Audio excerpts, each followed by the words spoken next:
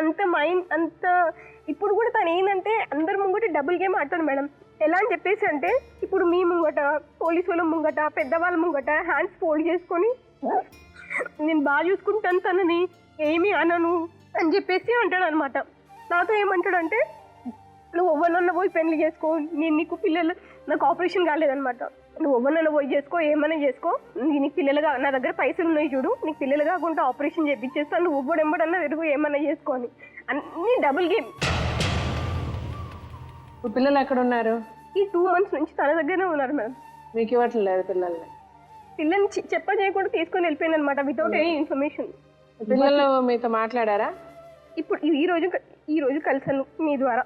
మధ్యలో ఇంకెప్పుడు మాట్లాడలే అంటే మీరు ట్రై చేశారా పిల్లలతో మాట్లాడడానికి? పిల్లలతో మాట్లాడడానికి అంటే నన్నే వద్దనుకున్న దాన్ని పిల్లలతో ఏంది కాంటాక్ట్ లో ఉంటావని అన్ని వల్గర్ లాంగ్వేజ్ మాట్లాడతాడు మేడం, చెప్పలేను. ఇప్పుడు ఏమంటున్నాడు అతను? ఇప్పుడు ఏమంటున్నాడు తను అంటే తనకు విడాకులు కావాలి, ఇప్పుడు మళ్ళీ వేరే మ్యారేజ్ చేసుకోనికి విడాకులు కావాలి.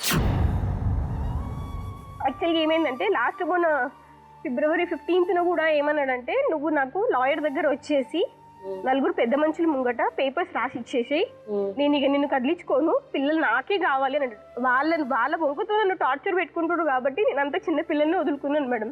తన టార్చర్ భరించి ఎక్కడ పని చేస్తే అక్కడ వచ్చేసి వీళ్ళతో లింక్ ఉంది, వాళ్ళతో లింక్ ఉంది అంటే మళ్ళీ నేను నెక్స్ట్ డే ఆ ఆఫీస్కి ఎలా వెళ్ళి పని చేసుకోవాలి మేడం, అట్లా అని చెప్పేసి నేను ఎన్ని ఆఫీస్లు చేంజ్ చేయను.